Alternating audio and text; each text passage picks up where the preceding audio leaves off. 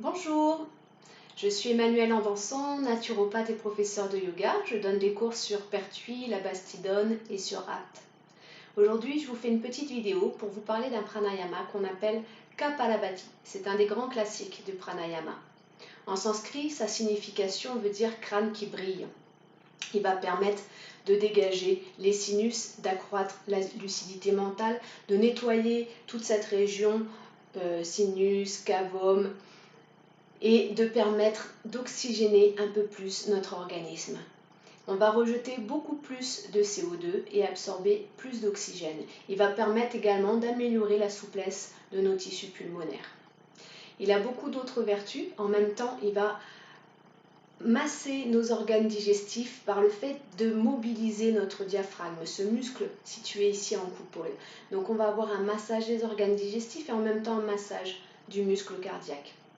Et va aussi nous permettre de renforcer notre sangle abdominale. On va aussi rejeter l'air résiduel des poumons. Il va aussi nous permettre d'activer notre circulation sanguine. Voilà à peu près pour ses vertus principales. Il a quelques contre-indications qui sont la grossesse, bien sûr, l'épuisement trop important, les otites, le glaucome, l'hypertension, s'il y a des antécédents d'AVC également. Pour ce faire, donc comme je l'expliquais dans ma vidéo précédente, c'est important d'être dans une posture stable. Donc on prend un petit coussin ou bien une brique ou un bloc de yoga qu'on va positionner sous notre fessier et on va étirer notre sommet du crâne vers le ciel. Le fait d'avoir le petit coussin va nous permettre de garder notre lordose lombaire, cette petite cambrure naturelle que l'on a au niveau du bas du dos. Ça va être important aussi d'avoir les épaules ouvertes et détendues, le menton légèrement rentré. Ensuite, quand on est dans cette posture stable, on peut le faire avec les mains en Yana Mudra, comme ceci, paume de main face au ciel et index et pouce reliés. Mais on peut aussi garder simplement les mains sur les genoux, comme on souhaite.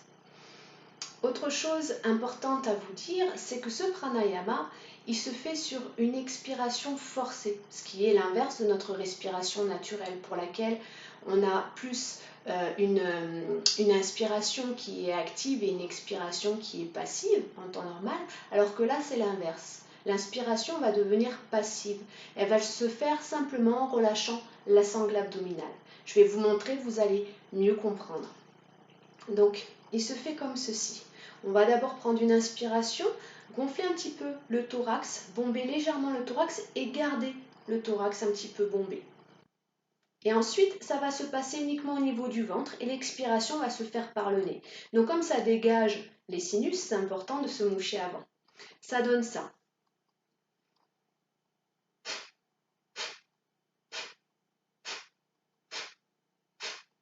Donc vous voyez, le haut du corps ne bouge pas, je n'ai pas les épaules qui remontent, ça se passe uniquement là. Je vais mettre ma main sur le ventre pour que vous puissiez voir un peu mieux.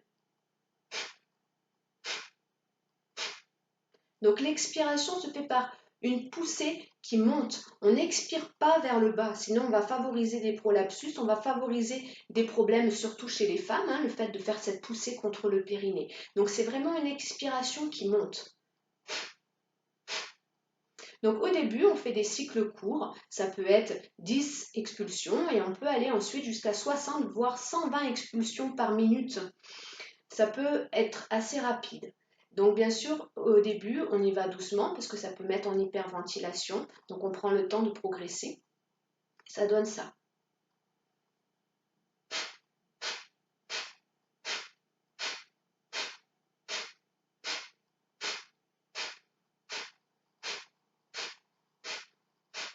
Ensuite, quand on a fini une première série, après avoir expiré et vidé tout l'air de nos poumons, on prend une inspiration confortable et là, on va faire une rétention poumon à 3/4 plein, on va dire, pas complètement plein, ça doit rester confortable, dans laquelle on va contracter Mula Bandha, cette zone du périnée, Uddiyana Bandha et Jalandhara Bandha. Donc ça, c'est réservé à mes élèves qui viennent au cours, qui ont pris connaissance des bandhas, qui ont appris à les faire. Voilà, je vous souhaite une très belle pratique et à bientôt pour d'autres vidéos. Bye bye!